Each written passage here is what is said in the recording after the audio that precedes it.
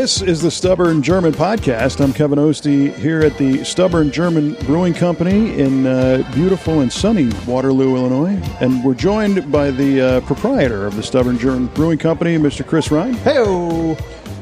Kind of an Ed McMahon thing going on there. That was nice. That's right. And we're also joined by Jared Chasson, who's our producer extraordinaire. And a very special guest this time, Mr. Scott Wheatley. Hello, Scott, everyone. Welcome. Thank you for having me. Thank you for coming on, Scott. Oh, yeah. My pleasure. I had to do a little begging to get this one. This was probably the toughest get that we've had so far. I was pretty hesitant. Yeah. And the longest drive. There you go. I think I had to send one extra text like, are you sure? And he's like, all right, I'll do it. Well, we are going to learn all about Scott and his story in a few minutes. But first, for those who listen to this podcast routinely, you know what to expect in the beginning. That's right. It's Chris's contest that has no winners and no prizes. Only losers. The German word of the day.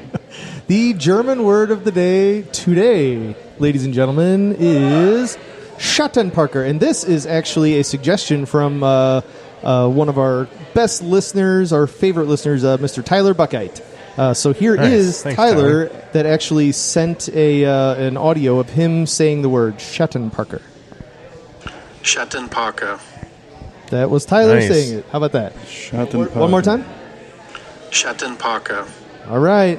What does Schattenparker mean? Oh, man. Guest first? Absolutely. Yeah. What does it mean? It's a Scott? courteous. Yeah. Oh, They're very friendly. thank you, Tyler. Thank you very much. Yeah, Scott knows Tyler, too. That's right. Schotten what? Schattenparker. Schattenparker. Schattenparker. I'm going to go with a fancy deli platter. Ooh, not bad. Okay. Nice. It sounds good. Fancy deli platter. Next. That would be I'll let Jared. you wait on this one, Kevin. You got me last time on this. Schattenparker. I'm going to say maybe you've already used this. I'm just looking outside. Tree trimmer. Tree trimmer. Ooh, very nice. Is there a tree trimmer outside right now? There's a big tree. I don't Okay, know. got it. It's got almost the same number of syllables in English. Yeah, see? It's All pretty right, good, yeah, pretty good. yeah, yep. Well, and Kevin. And you mentioned, the delicatessen. That's a German word. You know what delicatessen means? Delicatessen is a German word? It is. Okay. Yeah. How about that? It means light I guess it would- eating. And it's Light delicate essen. Essen is eating. Oh, yeah. Delicate There you go. eating. So It I just almost won the makes German sense. word of the day next time. There you go. Yeah, we can do that next week if Preemptively you want, won. as long as you'll forget. I will. Okay. Trust me. So Schattenparker. Yep. Schattenparker. Boy, oh boy. I'm going to say it's a... Someone's already said tree trimmer, by the way. Yeah, he did. I know. Damn it. It is a sign painter. A sign painter. It's not a bad guess. You're hell-bent on that... He's really into painting.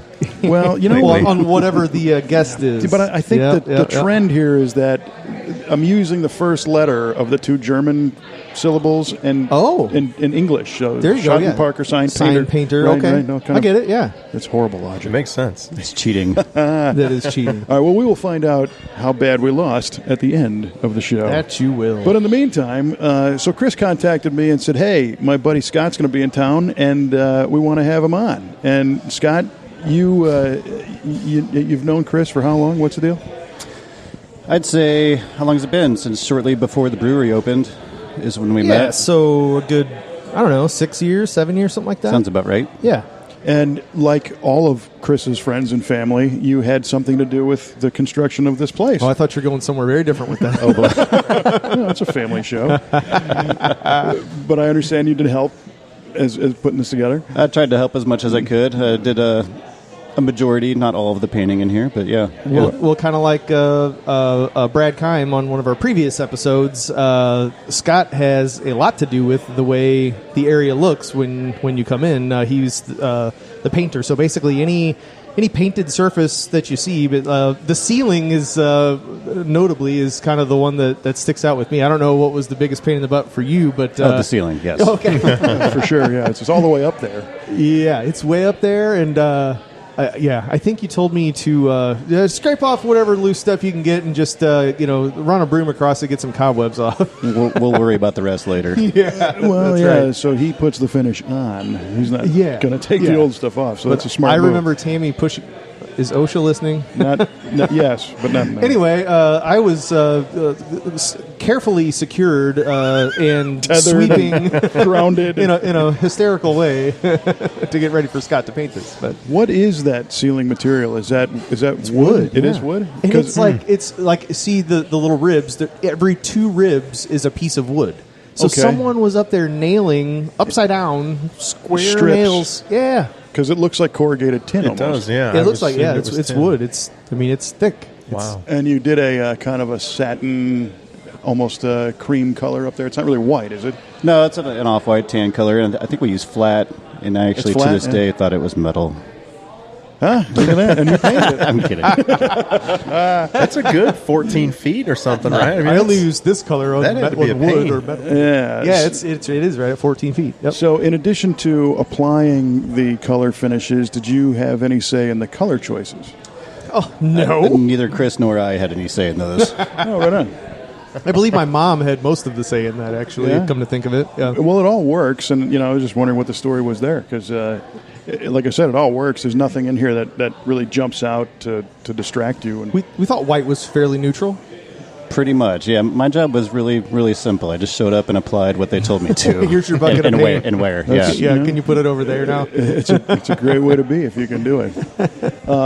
So did you have any idea when you were painting the ceilings of this, what used to be jewelry store, that it was going to turn into this super cool, successful brewery? I had no idea and very little faith that it would turn into Nice. what I just did not. I didn't know Chris or Tammy very well at the time, and I would come in here and look around and just kind of shake my head a bit and do what I needed to do and got out of here for the day. But Wow, thanks. So if you didn't know them very well in the beginning, did Chris overhear you say you were a painter or something and said, "Hey, Hey, painter, I need you. hey friend"? Are we friends yet? I need a friend.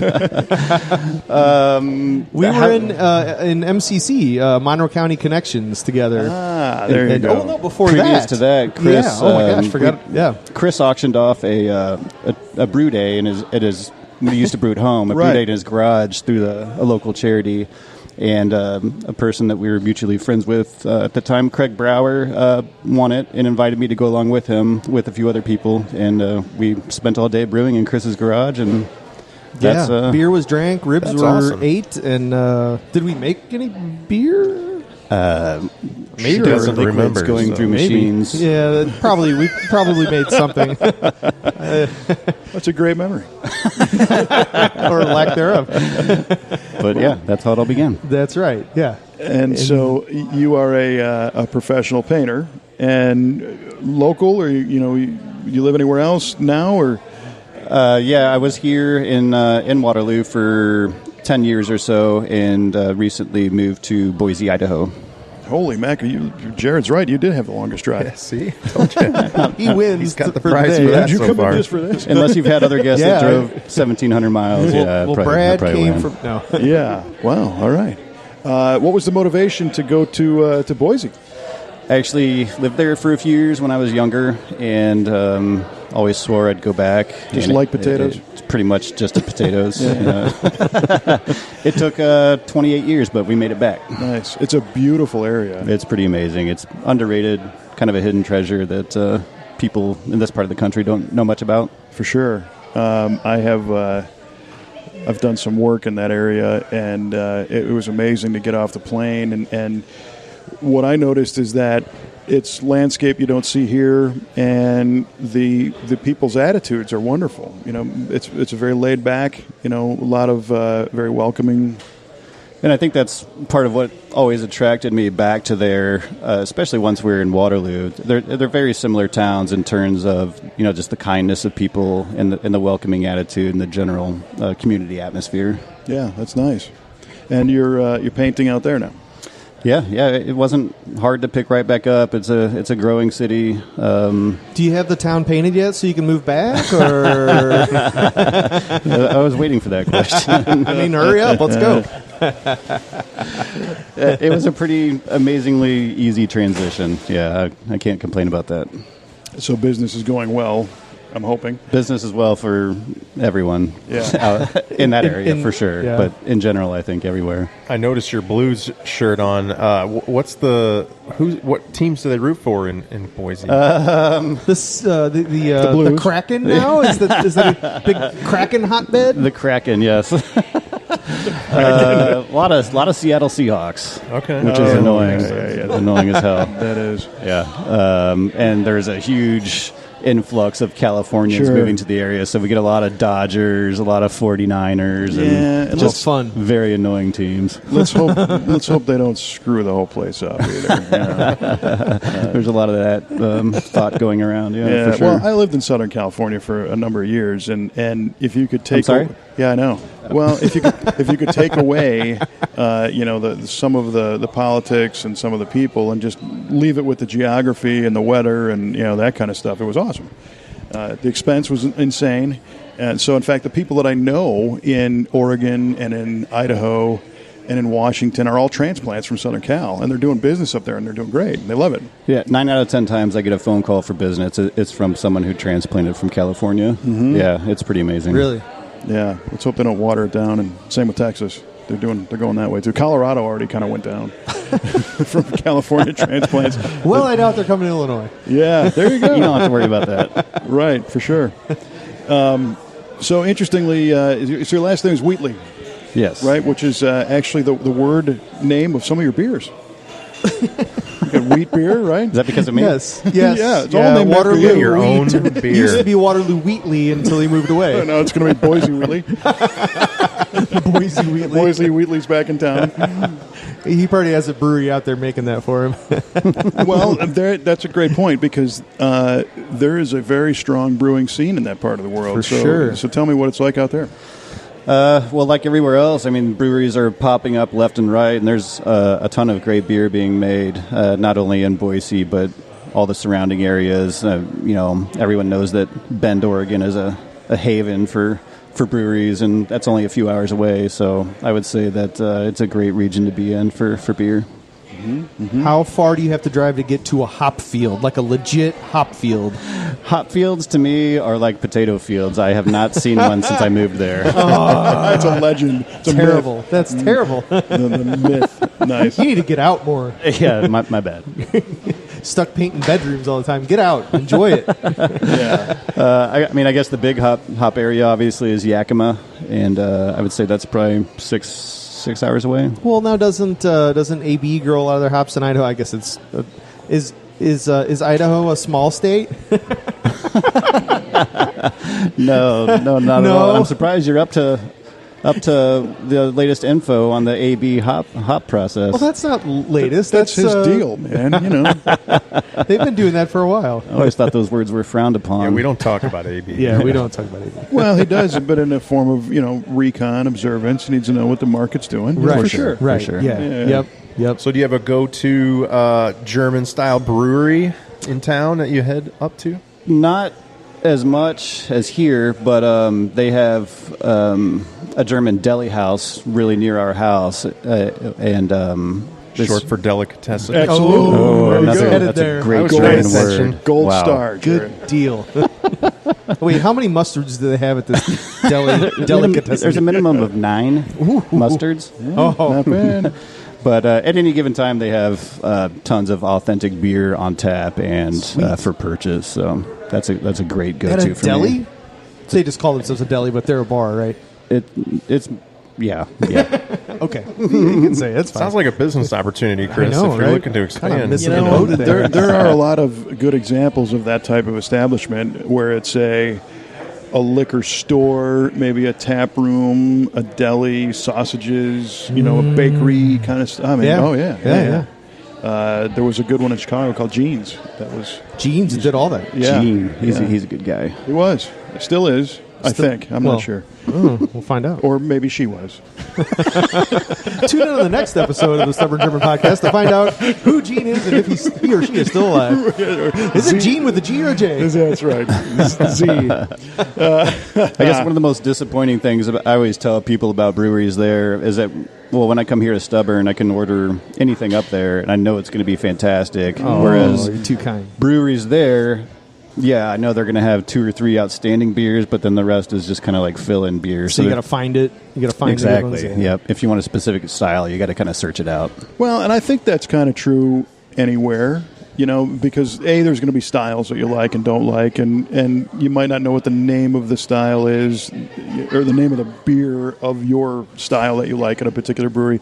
But you're right, here, even if it's what I've learned anyway, even if it's not necessarily the type of beer that I always like to drink, it's still quality, Exactly. But it is kind of a gamble. But that's part of the fun of going to different breweries and, talking to the locals and talking to the bartender and, getting the good one. Yeah, for sure.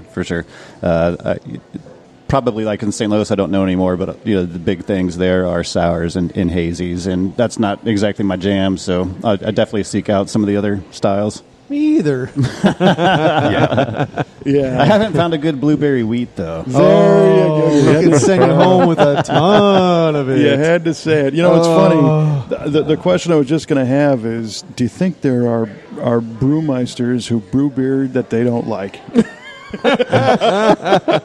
I know of one. which gets us into the big question of the blueberry wheat beer. Yeah, here. so I might have told the fellas that I have a slight issue with our blueberry wheat. And dude, you said you hate it. I hate it. I do. and by the way, it's sold out right I know, now. it's gone. Jared was here earlier. He was going to take a picture of it, I think, for the there's nothing to put on to the take a podcast. picture of. And the last one sold out. So, no, I love it in the fact that it pays bills. But it's just okay. So my real issue with it, before I go dogging everyone's favorite beer and then they never come back, please don't not come back because I don't like it. No, it's good. I like it. The reason that I don't like it is it's just you just make a wheat beer and then you cover up you cover up all the flavor that you just made with blueberries. So then it's just gone. So, and I guess you could say this with any fruit beer. Really, I like. So okay, this is me. They're all looking at me like I'm cross-eyed, and maybe I am by now. But my jam is beer flavored beer. So if someone says, "What kind of flavors do you like in your beer?" I just like my beer to taste like beer, not fruit or vegetables or cinnamon or anything like that. I just like beer flavored beer. Give me a beer that tastes like a beer. Vegetables. No thanks. Yeah. So, but you have that as well. Yeah, and so yeah, I mean, some of that stuff does take some skill to put together, and I do nerd out a little bit on that, like just being able to get it just right and balance it, and there's kind of a way to do it by taking just a little sample out of the tank. So you take some finished beer, you add just a tiny amount of the flavor that you're trying to make it taste like, and then you scale it up and to try to get it in there, get it mixed in, and then still get it carbonated right, and not ruin your head retention by blowing everything out in bubbles by going too crazy with all that. There is a bit of an art and some skill right there, and even with blueberry wheat, that is something that is kind of, I guess, fun. That that if there's a redeeming quality of blueberry wheat for me, it's that you do have to get it just right, but. I guess I've done it so many times. We've done it. Jeremy and I have done it so many times now that it's just, it's not fun anymore. Well, but there was the technical term of the show, by the way, the head retention. Oh, the head retention. Yes, that was it. Yeah. Yep. Well, so the way my amateur take on the blueberry wheat is that I don't believe it to be like fully intentionally flavored like blueberry, right? And the analogy I'm going to use is zucchini bread. Right? Zucchini bread's good, but it doesn't really taste like zucchini. But the zucchini does something. Bread, but there's zucchini in there, and it kind of gives a little... Yeah, the moisture and whatever. So what I think is that the blueberry wheat, it's light, it's enjoyable when it's hot out, right? It goes down easy, and it smells like somebody's making Pop-Tarts next door. right? And you kind of get this little waft of the blueberry, which is pleasant. It's not bad. That's correct. Yeah, that's exactly what we were shooting for. I'm sure. An air of Pop-Tarts. It's Pop-Tarts. Now, I will Must be say, blueberry and I time. think I've even said this on another episode, I hadn't had the blueberry wheat for 5 years. I've never had it until a couple months ago. Somebody had a can of it and it was the only beer, and I thought, all right, I'll try it. And now you got the But T-shirt. like Chris said, I don't want my beer to taste like fruit or vegetables or anything else. I want it to taste like beer. And so that was why I just never even bothered trying it. I and honestly I tried don't know it. if I've ever had one. It was really good. It only barely tasted like blueberries. Like there's that hint of it, but it still was mostly a wheat beer, and it was a good wheat beer. And I thought, why have I never had this before? Well, exactly. And it's almost like drinking LaCroix. It's like it's flavored by a strawberry like truck that lime went water. by. It picked up just a hint. Just a little waft. So of definitely come in and try it. Don't Yeah. think that it's going to just taste So like I'm blueberries. sitting here dogging on this beer, but I mean, It's good. our big tank out back that's 15 barrels that we fill once a month with whatever we need to make a whole bunch of. That's got 15 barrels of blueberry wheat in it right now. So, Wow. Well, yeah, it's I just, think the good thing, talking with you over the years about how popular this beer is, I don't think you have to sell everybody else. I think everybody else is trying to sell you on it. yeah, I think that's how it is. Yeah, because people know it's good. So to me, I feel like I'm the biggest cheerleader for our alt beer. Like everyone should try alt beer. Why are you not trying alt beer? It's the greatest beer we make. It's true to style. It's delicious. It's everything you want a beer to be. And then everyone else is the other way with me for with the Right. blueberry wheat, just trying to you should just like it now. Like you're not going to just make me like it. Now, did you say you have not had it, Scott? Honestly, don't remember having You don't remember. Okay. So you might have had a lot of it. At some Didn't leave an impression. Well, if you'd have had one, you'd probably had way more than just that. So because you can't just drink one blueberry wheat. It's very drinkable. The big question is, can that big tank out back hold a potato-flavored beer?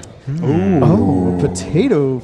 No, it can't. Sounds awful. actually. Spud Are you going to Light. bring some Yeah. Spud Light? Bud Light. Wow! Spud I Select. think we're onto You something. heard it here And first. that's the end of the show, folks. I don't know how we're topping that. Chris just ran off to his brewing station. And he's going to grab a bag of, Russets. russets and go to town. Yes, Spud Light. Surely somebody Wow. has. Well, you make vodka out of okay, potatoes, yeah. There's right? like sweet potato beer. Like a lot of people are making their pumpkin beer with sweet potatoes because that gives a little bit of extra flavor. Pumpkins don't really give any flavor necessarily. It's all the pumpkin spices that you add, like the cinnamon and nutmeg and all Well, that that's stuff. got to be your favorite. Because He pumpkin sighs. spice tastes like beer. Yeah, spices taste like beer. I mean, I can get down with the process on that one, and again, what it takes to make one come together, because that does take a lot of legwork to actually get some pumpkins, and we roast them and all, and then get the spice level just Yeah. right. And That's a once-a-year that's- beer for me. Oh yeah, and then when I make it, I have 1 pint before it goes on tap because I have Gotta to try test everything it, that goes on yeah. tap, and then I have one on Halloween night, and that's it. And that's enough pumpkin beer for me for the year. And I know of a lot of people that are the same way, but if everyone in the world wants one pumpkin beer, that's a lot of pumpkin That's a lot beer of that needs to be pumpkin made. It's a good way to look at it. There are Yeah. people that live for all things pumpkin, and Yeah. I'm not necessarily one of And them. I'm there for them. That's good to hear. You're a giver, man. I am a giver. Now, I'm there Scott, to Chris put them told us, I down. think, that you were part of the Ferm Brew Club. Correct. Right? Scott's a One of the pioneer. Pioneer. OGs. Not just Wow. a part, a big part. Yeah. So what was that like? What was your title? What was your official role? Well, originally I was a common folk, but eventually, Common folk. That was a title. I guess my first role was as vice president, Yep. first and only role. So I guess I was Yeah. technically the first vice You were president. the first vice president. Yeah. Yep. Well, There you someone's go. got to do it. Yeah. Yeah, it was pretty fun adventure to start up. Obviously, Chris and Tammy and Mike and Angie Hemmer put in the legwork to get it going, and after the first meeting, it all just kind of snowballed. And obviously, there's tons of beer lovers in the area, so it wasn't hard to get going. So, did you brew? Do you brew? Do you continue to? Are you a brewer? I do not brew now, but I did when we lived in Waterloo for sure. Yeah. Once I saw, like I mentioned earlier, went over to Chris's house and did the homebrew experience in his garage. Got just kind of hooked from there, and brewed Sorry. You know, He's a pusher. You want to buy some equipment? I brewed strictly blueberry wheats from there on out. So it was your fault. That's right. Let me give you this recipe. Yeah, except he was blueberry jam. It was all Welch's. Yeah. So what is the fun part for you in brewing? Where's the excitement come in? Oh boy. Well, the most fun part is having an excuse to do nothing all day besides brew. And Yeah, there's then, something to that, for sure. Well, you couldn't get away with just like sitting in a chair drinking beer all day long. But you can get away with, well, no, I got to make some beer. I got to get the kegs full. Got to clean some stuff up, so you can, I got to drink all this bourbon while I'm doing it. and naturally, everything has to be embellished as far as how much time it takes. Yeah, so. well, it's going to take 16, 23 hours. Yeah, all I guess weekend. For me, the fun part was brewing. I brewed something different every time. I never repeated a style or a recipe or anything like that. So it's just exploring new styles, new recipes, new ingredients, that kind of stuff. Did you, the analogy is, people talk about kids, and it's like, I don't like kids, but if they're yours, you love them. So did you like my motto? Did you like the beer you brewed, and were you objective? Was it I like it because it's mine, or this is really good? I'm pretty critical about my work, so I don't know if I brewed too many that I was just crazy about. Interesting. The more, I guess, the crazier I got with the ingredients and the adjuncts and all that, the more I liked what I made. But if it was just a straight IPA or something like that, I was not necessarily a big fan of my own work. There was a lot of giveaways. I remember, Scott, a couple times, one time it would be, hey, this one turned out pretty good, you got to try it. And then I remember another one that was, wow, this one's hot garbage, try it.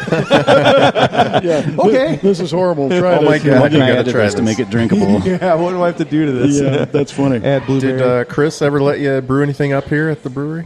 I brewed with Chris. I never had my own recipe or anything like that going on tap. Yeah, Scott got to clean out the mash tun a couple times. Yeah. Nice. That counts. Pretty sure that's the only reason I was here. That's true. We need you to clean stuff. Nobody wants to have to clean out the... It's an important part of the Here, process. sanitize this. Hey, look at that. Your president just walked in. Yeah, I see that. Yeah. Scott Davis was the president, while Scott Wheatley was the vice president. There you go. It was Look at that. The two reunite Scots. of the Scots here. He was definitely the more ambitious, responsible one.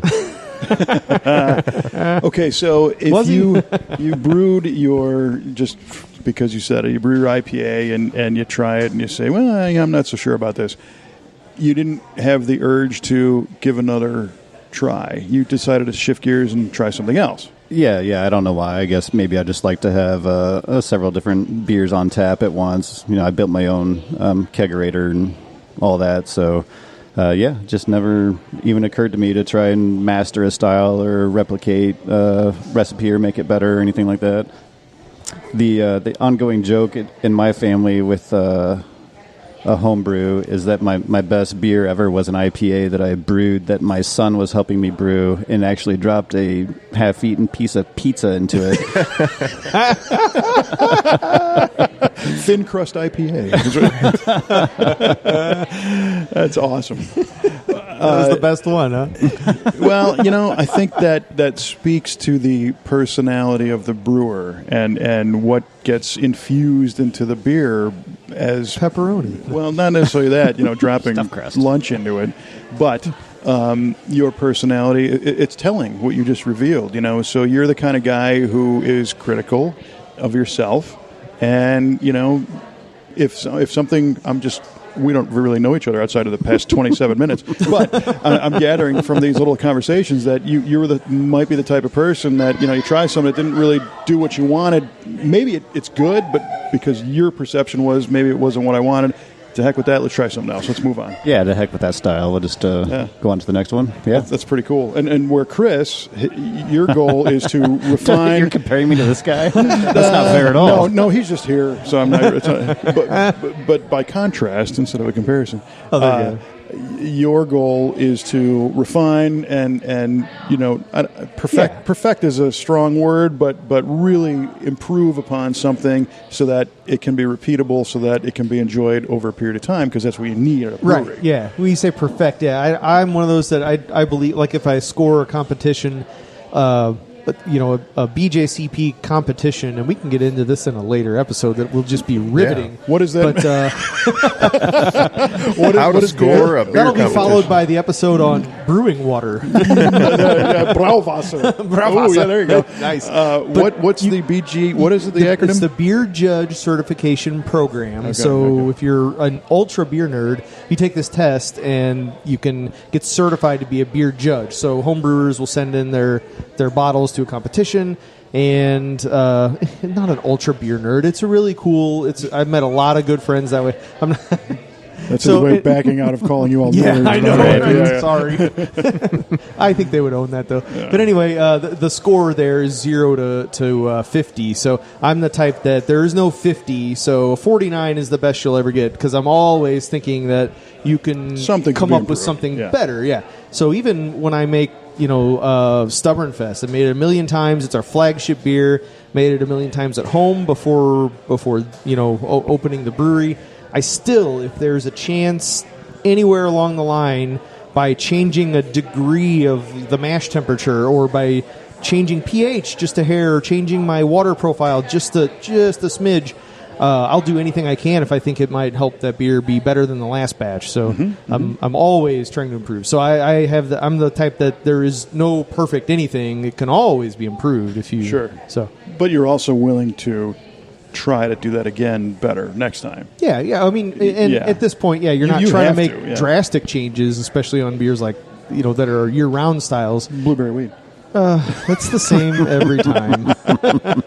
No need to change no perfection. No need to change. That's is the 50 right there. Glorious. So, Chris, that's the what perfect was 50. Scott's best beer that he brewed? Oh, Jesus. Homebrew. I don't know if you What can was label his one favorite? best. Yeah, just I can only There he just goes pick, again. Pick How- one. Mr. I mean, Mr. he had Hypercritical so many. said, "I don't know if you could label one No, best." best would be too generous. So what was Jeez, the dude, beer? you're hard on yourself, man. Wow. I'm not going to say this was the best Scott beer necessarily, but it was the one that is my favorite in my mind right now. Is the one that got a bunch of Stumpy's bourbon added to it. Oh yeah, that was beautiful. Ooh, yeah, nice.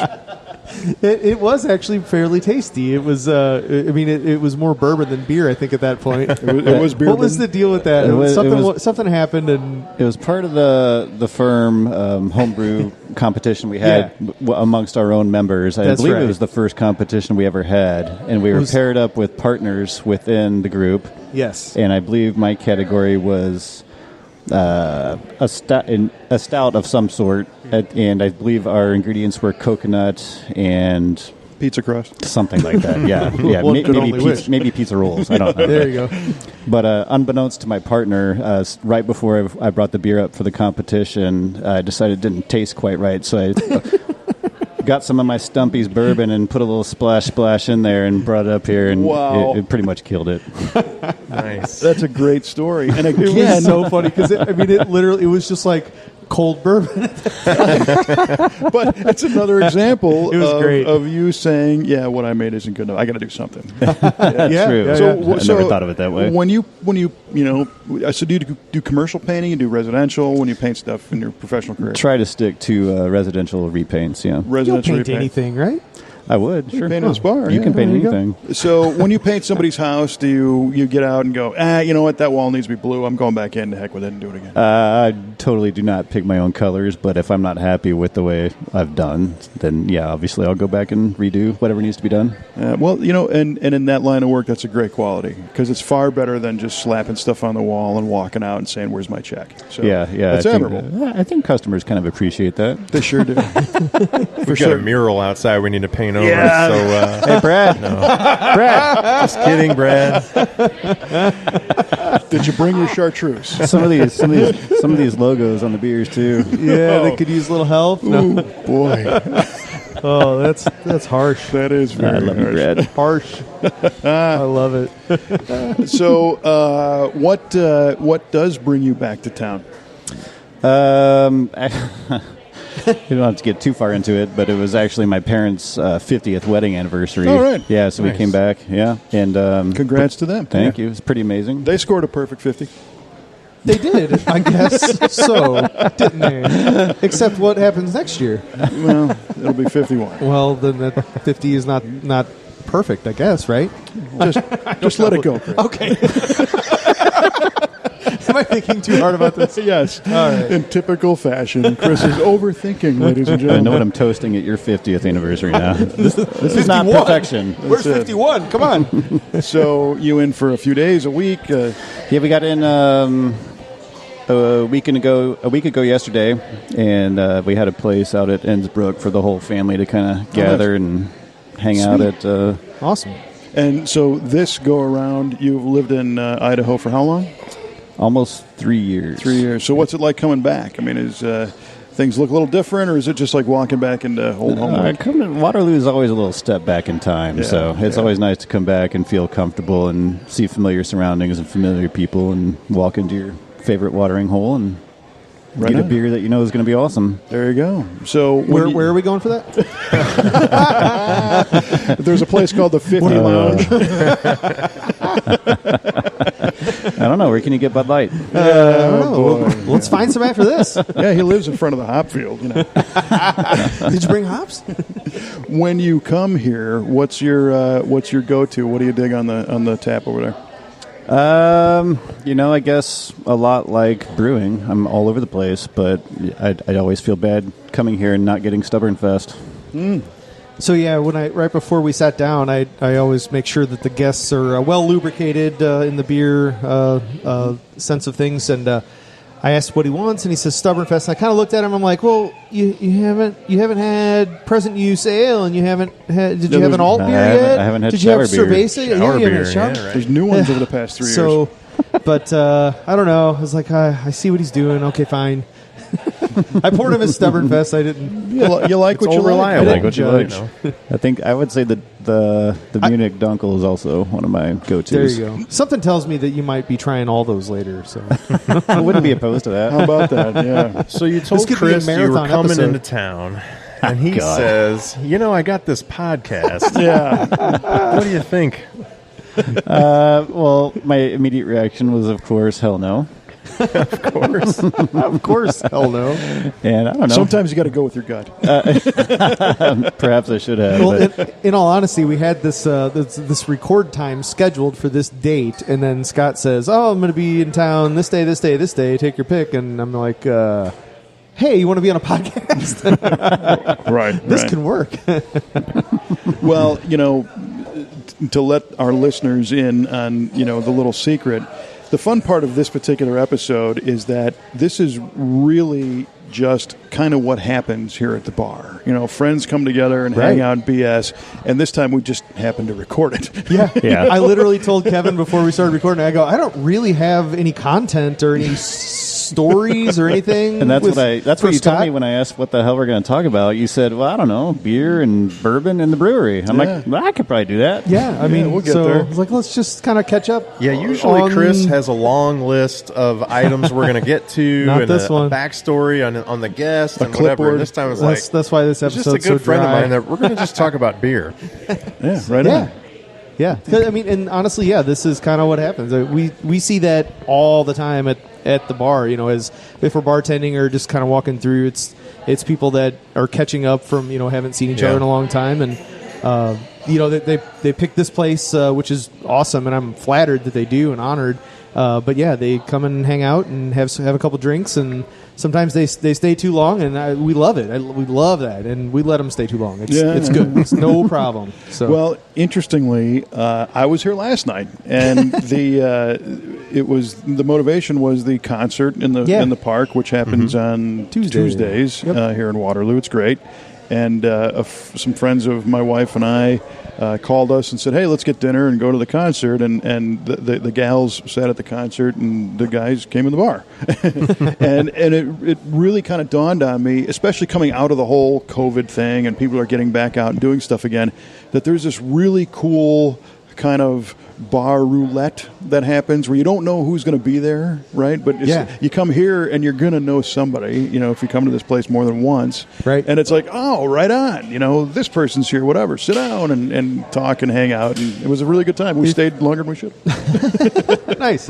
I mean, yeah, if you're willing to kind of be a little bit open and talk to, make friends with a stranger. And I mean, that happens so often here. It's not even funny. I mean, it's we see that more often than we don't see that. Just people, there's no room. Where do I sit? Oh, just sit here. You'll be fine. And by the end of it, they're, I know long lost, friend or cousin from, and they know someone or know someone that knows someone. Sure. And they're the new best friends. And even if, a transplant like myself who doesn't know the people from high school and everything else, right. You meet new people anyway. Yeah. It's just a great atmosphere. Which begs the question, how did you all meet? That is a great question. You want to go there? That was like episode 3 or something. I don't know. The very short version is, in my business, we used his auto repair shop as a service. Okay. And that's how we met. Yep. I just drink Jared here too much. Jared drinks here too much. Jared's a really good customer. Yeah. And happens to produce awesome podcasts. That's right, yeah.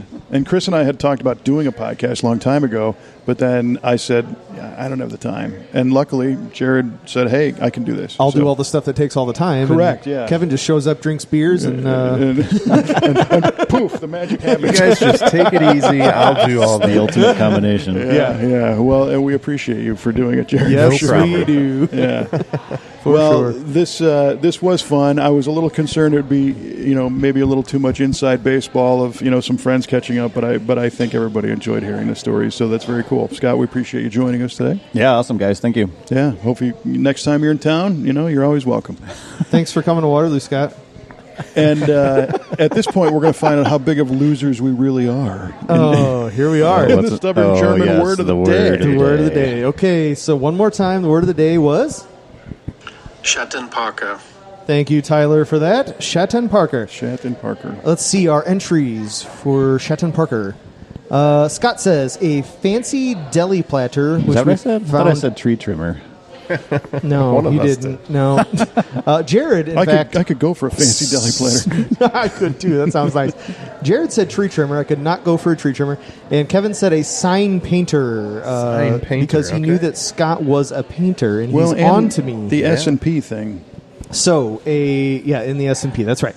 Shatton Parker means Shadow Parker, which there's a funny story here. So he says basically it's in Germany it's kind of like a put down a little bit, like it's like a guy that has to park in the shadow of a tree to keep his car from overheating. Like it's nice. Okay, he's a shadow parker. He's a Shadow Parker. That's awesome. Interesting. One of those so crazy does that mean German words. Scott is a shadow parker? Thanks, Are you Tyler. Shatton Parker. Yeah, there you go. I love those No, idioms. that's good. That I like that. Tyler suggested another German word of the day that we will not be using, but Ever. That'll be on an outtake. It's on the paid thank you, subscription Tyler. version. And if anyone else has German word of the day ideas, send them I'm in. out of them, so please send them my way. Nice. Especially ones that have, goofy meanings that don't translate very well. Those Exactly. are always fun. Those are the Yeah, best. Yeah. All right, gentlemen. Well, this was fun. And for Jared and for Chris and for Scott, I'm Kevin Osteen. We always leave this show with a toast, so I tell you all to raise your glass and Prost. Prost.